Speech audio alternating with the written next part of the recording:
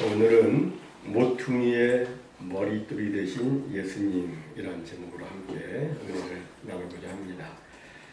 오늘 본문은 이렇게 시작합니다. 예수께서 비유로 그들에게 말씀하시되 한 사람이 포도원을 만들어 산 울타리로 두르고 즙 짜는 틀을 만들고 망대를 지어서 농부들에게 새로 주고 타국에 갔더니, 여기 보면 한 사람이 포도원을 만들었습니다. 그리고 농부들에게 새를 주고 타국으로 갔다고 말씀합니다. 그 포도원 주인은 농부들한테 포도원을 처음부터 개간해서 만들라 이렇게 한 것이 아니고, 포도원은 이미 그가 다 완벽하게 다 만들어 놓았습니다. 완벽하게 만들어 놓은 것을 새를 주고 간 것이죠. 산 울타리를 쳐서 여우나 멧돼지 등 야생동물이 들어오지 못하게 했고, 또 즙 짜는 틀을 만들어서 포도를 수확하면 바로 포도즙을 만들어 판매해서 수익을 얻을 수 있도록 했습니다. 그리고 또 망대를 만들어 놔서 포도원 관리를 쉽게 할 수 있도록 그렇게 다 해놓았습니다. 그런데 이 포도원 주인한테 타국에 갈 일이 생겼습니다. 자료에 따르면 예수님 당시에도 아주 소수의 아주 부유한 유대인들은 타국에서도 사업을 했다고 합니다. 그런 배경에서 오늘 본문의 포도원 주인도 부유했기 때문에 사업차 이제 타국에 가야 할 일이 생긴 겁니다. 그래서 그 포도원을 새를 받기로 하고 자신이 만든 그 완벽하게 아름답게 만든 그 포도원을 그 주변의 농부들한테 맡기고 이제 타국으로 떠났습니다. 그 새가 얼마인지에 대해서는 정확하게 기록이 되어 있지 않습니다. 하지만 오늘 본문 2절에 주인이 농부들에게 포도원 소출 얼마를 받으려고 한 것을 보아 새는 정말 얼마 되지 않은 소액임을 우리가 알 수 있습니다. 아주 적은 소액. 포도원 주인은 거의 무료로 아주 싼 값으로 농부들한테 자신의 그 포도원을 맡기고 이제 타국으로 간 것입니다. 그리고 때가 이르러 포도원 소출 얼마를 받으려고 한 종을 보내었는데, 이것은 그 주인이 돈이 필요해서라기보다도 이 포도원의 주인이 누구냐, 소위 오너십을 확인하기 위한 일종의 의례적인 것이었습니다. 왜냐하면 당시에는 혼동기잖아요. 혼동기인데 어느 일정 기간 동안 주인이나 상속자가 나타나지 않고 또 계속해서 주인됨이 확인되지 않은 땅에 대해서는 그것이 이제 주인 없는 땅으로 등재가 됩니다. 그렇기 때문에 그 주인은 자신의 오너십을 확인하기 위해서 자신의 종을 보내었던 겁니다. 저는 여기서 이 포도원은 우리의 삶의 현장, 현재 우리가 누리고 있는 삶의 조건을 대표해주는 상징이라고 여기집니다. 하나님은 우리를 위해서 다 완벽하게 만들어 주셨어요. 모든 것을 완벽하게 만들어 주셨습니다. 하나님은 오늘의 우리들한테 온갖 아름다운 삶의 조건들을 선물로 주셨습니다. 야고보서 1장 17절에 보면 각양 좋은 은사와 온전한 선물이 다 위로부터 빛들의 아버지께로부터 내려온다고 말씀하는데, 진정 우리가 누리고 있는 모든 좋은 것들은 전부 다 하나님께서 주신 것입니다. 우리의 생명, 아름다운 자연, 신선한 공기, 또 우리가 숨 쉴 수 있고 또 사랑하는 사람들과 가족들과 이렇게 만날 수 있는 것, 모든 것, 이 좋은 것은 전부 다 하나님께서 우리들한테 선물로 주신 겁니다. 하나님께서 아담과 하와에게 아름다운 에덴 동산을 만드시고 그것을 그들에게 선물로 주셨듯이, 하나님께서는 우리에게 삶의 축복이라는 아름다운 포도원을 우리의 삶의 마당에 준비하시고 그것을 우리들한테 선물로 주신 겁니다. 거저 주셨어요. 그렇다면 우리는 최소한의 하나님께 감사의 마음을 가져야 되겠죠. 당연히 하나님께 감사를 드려야 됩니다. 그런데 오늘 본문의 농부들은 어떻게 합니까? 3절에 보니까 주인이 보낸 종을 잡아서 심히 때리고 거저 보내었다고 이렇게 말씀하고 있습니다. 이건 주인에 대한 모욕이고 배은망덕이죠. 이쯤 되면 보통 사람 같으면 당장에 군사들을 풀어서 그 악한 농부들을 쓸어버렸을 겁니다. 그럼에도 주인은 인내의 마음을 갖고서 다른 종을 보내었습니다. 하지만 악한 농부들은 이번에는 종의 머리에 상처를 내고 능욕을 했습니다. 사실 이렇게 자신의 종이 연이어 능력을 당하고 얻어맞고 왔을 때 주인이 또 다른 종을 보내는 경우는 없습니다. 그럼에도 주인은 인내를 가지고 또 다른 종들을 보냅니다. 하지만 그 농부들은 종들을 더러는 때리고 더러는 죽이기까지 했다고 이렇게 말씀합니다. 그런데도 주인은 참으면서 이렇게 말합니다. 이제 한 사람이 남았으니 곧 내가 사랑하는 아들이라. 최후로 이를 보내며 이르되 내 아들은 존대하리라. 주인은 마침내 자신의 아들을 보내면서 그들이 자기 아들만큼은 존경할 것이라고 기대를 합니다. 그러나 주인의 생각과는 정반대로 그 악한 농부들은 주인의 아들을 잡아 죽이고 포도원 밖으로 내던져 버렸습니다. 그들은 주인의 아들을 보자 아들이 온 것을 보니까 주인이 죽은 게 아닌가 하고 그렇게 짐작을 한 겁니다. 당시의 법은 조금 전에도 잠시 말씀드렸듯이 상속인이 없는 땅은 임자 없는 땅이라고 해서 어느 일정 기간 동안 아무도 찾지 않으면 그 땅은 누구든지 먼저 차지한 사람의 것이 되었습니다. 그 땅을 물려받을 유일한 상속인이 그 아들인데 그를 죽이면 그 땅이 자기들의 것이 될 것이라 생각하고 그들은 주인의 아들을 죽인 겁니다. 정말 끔찍한 일이 생겼습니다. 그럼 여러분 왜 예수님은 이런 비유의 말씀을 하신 것입니까?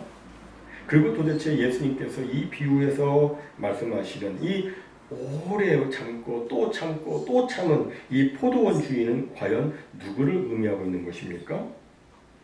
다 아시죠? 하나님을 의미하고 있습니다. 반면에 반역하고 살인을 저지른 악한 농부는 당시에 그 유대인들을 의미하고 있고 그리고 보냄받은 종들은 하나님께서 보내신 많은 선지자들을 의미하고 있습니다. 그리고 최후로 보냄받은 아들은 바로 예수 그리스도를 의미하고 있습니다. 즉 주님께서는 이 비유를 통해서 유대인의 조상들이 선지자들을 핍박하고 죽였던 것처럼 이제 유대인들이 하나님의 아들인 자신을 곧 죽이게 될 것을 말씀하시고 있는 겁니다. 그러면서 주님께서는 이렇게 말씀을 이어가십니다. 포도원 주인이 어떻게 하겠느냐? 와서 그 농부들을 진멸하고 포도원을 다른 사람들에게 주리라. 여기서 예수님께서는 포도원 주인이 결국에는 그들을 심판하고 포도원을 다른 사람들에게 줄 것이라고 말씀합니다. 여기 다른 사람들이란 누굽니까? 바로 이방인인 우리들을 의미하고 있습니다. 우리가 성경을 보면 과거 이스라엘 백성들이 하나님을 향해서 수없이 반역을 하고 또 많은 악행을 저지른 것을 보게 됩니다. 그런데도 놀랍게도 하나님께서는 당신의 종인 선지자들을 계속해서 보내셨습니다. 구약의 선지서 전부 다 그렇게 하나님께서 보내신 종들이에요. 백성들이 그 선지자를 욕하고 때리고 능욕하고 죽이고 그러는데도 하나님께서는 계속해서 선지자들을 보내셔서 그들에게 돌아올 기회를 주셨습니다. 이것은 하나님의 인내는 정말 우리의 상상을 초월하는 정말 대단한 것임을 보여주고 있는 겁니다. 하나님은 정말 길이 오래 참고 또 오래 참으십니다. 하지만 우리가 오해하지 말아야 될 것은 하나님의 인내가 영원하지 않다는 것입니다. 하나님은 우리의 범하는 죄와 악함과 실수를 다 알고 계시지만 정말 하루를 천년같이 천년을 하루같이 참아주고 계십니다. 그러나 그 인내가 영원하지는 않습니다. 사람들은 종종 자신이 죄를 짓고 남을 속이고 거짓말을 하고 그럴 때 양심이라는 것이 있어가지고 내가 이러다가 하나님께 벌 받는 거 아니야? 이렇게 막 생각을 하다가도 막상 자신한테 아무 일도 생기지 않으면 마음이 딱딱하게 굳어서 그 다음에 계속해서 그런 죄들을 반복해서 짓는데, 그러나 이것처럼 안타까운 일은 없습니다. 여러분, 하나님은 모르시거나 능력이 없어서 벌을 내리지 않는 것이 아니죠. 하나님은 그냥 기다려 주시고 있는 겁니다. 이젠 돌이켜라. 이제는 회개하고 새 사람으로 살아라. 새로운 피조물로 살아라. 하고 하나님은 기다리며 기회를 주시고 있는 겁니다.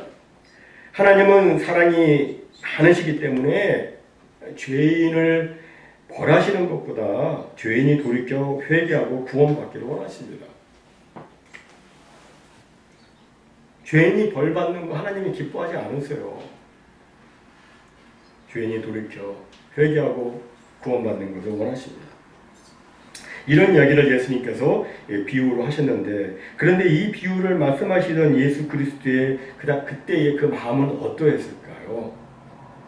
예수님은 분명 이 비유의 말씀을 하시면서 며칠 후에 자기 자신이 포도원 바깥 성문 밖 저 골고다 언덕 갈보리에 사람들이 자신을 버리고 던질 그 광경을 미리 보시고 계셨던 겁니다. 일반적으로 사람은 고난을 모르고 당할 때는 그냥 모르고 그 고난을 경험할 수 있다고 합니다. 그냥 모르고 당할 때는 그 고난을 겪다가 지나고 나서 내가 고난을 지나갔네, 고난을 겪었네, 이렇게 된다는 거예요. 그런데 내 앞에 닥쳐올 그 고난의 그 예리한 아픔을 미리 알고 난 다음에는 그 고통이 내가 감당할 수 없는 그런 고통이면 정말 이루 말할 수 없는 큰 고통을 겪게 된다고 합니다. 조그만 고통은 이 정도는 괜찮아. 하지만 내가 감당할 수 없는 큰 고통, 그것을 미리 알게 되면 아주 심각한 트라우마를 갖고 있기 때문에 그것을 미리 안 상태에서는 큰 고통이 또한 임하게 됩니다. 예수님은 자신이 어떻게 사람들에게 침뱉음을 당하고 주먹으로 얼굴을 맞고 손바닥으로 뺨을 맞고 모욕과 조롱을 당하고 채찍을 맞아서 피투성이가 될 것을 예수님은 미리 다 보셨습니다.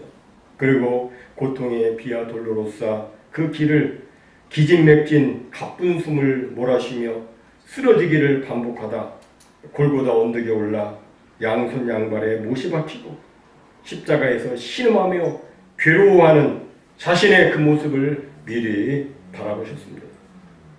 주님은 그 고난을 미리 하셨습니다. 그 고난의 무게를 알았고 그 고난의 깊이를 알았고 그 고난의 예리함과 그 고난의 상처의 아픔을 알고 계셨습니다. 그래서 이 비유에 말씀하셨을 때에 우리 주님의 심정은 이루 말할 수 없이 고통스러웠을 것입니다. 이것이 이 비유 속에 나타난 주님의 모습입니다. 그러나 이 비유는 거기에서 끝나지 않습니다. 이 비유에서 예수님께서는 한 걸음 더 나아가서 이제 자신이 죽음을 이기고 부활하사 하나님께서 예언하신 일을 성취하실 것을 믿음으로 바라보고 있었습니다. 도대체 그것이 무엇입니까? 이에 대해서 본문 10절은 이렇게 말씀합니다. 너희가 성경에 건축자들이 버린 돌이 모퉁이의 머릿돌이 되었나니 라고 하는 것을 읽어보지 못했느냐. 여러분, 여기에 놀라운 예언이 있습니다. 여기 건축자들의 버린 돌이란 누구를 가리키는 겁니까? 바로 예수님을 가리키는 겁니다. 예수님은 마치 건축자들의 버린 돌처럼 버림을 당하실 것으로, 십자가의 버림을 당하실 것으로 묘사되어 있습니다. 그러나 성경은 예수님이 버림받는 것으로 그분의 인생 드라마가 끝날 것이라고 예언하지 않았습니다. 그럼 예수님은 어떻게 된다고 말씀하고 있습니까? 건축자의 버린 돌이 이번에는 뭐가 됩니까? 건축자의 버린 돌이 모퉁이의 머릿돌이 된다. The chief cornerstone. 가장 중요한 처음에 건물을 지을 때 처음에 놓는 그 코너스톤이 될 것이다. 이렇게 예언하고 있습니다. 한 건물을 견고하게 세울 때 처음 놓는 모퉁이의 머릿돌, 역사를 세우고 구원받은 하나님의 사람들을 다시 하나의 공동체인 예수 그리스도의 교회를 세우는 그 위대한 기초가 되기 위해서 예수 그리스도는 다시 부활하셔서 사람들에게 새로운 생명을 주시고 사람들을 용서하고 인생을 새롭게 다시 만들어서 하나님의 교회를 다시 세우는 모퉁이의 머릿돌로 쓰임받을 것이라고 성경은 예언하고 있는 겁니다.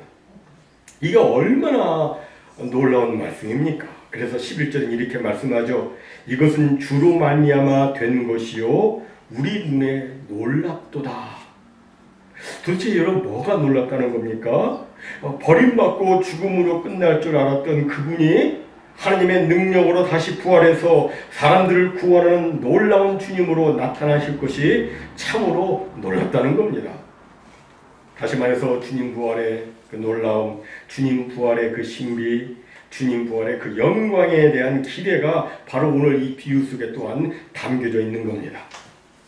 본래 이 말씀은 시편 118편 22절과 23절 말씀을 인용한 말씀인데 조금 전에 말씀드린 대로 예수님께서 이 말씀을 하실 때는 십자가에서 돌아가신 며칠 전이었습니다.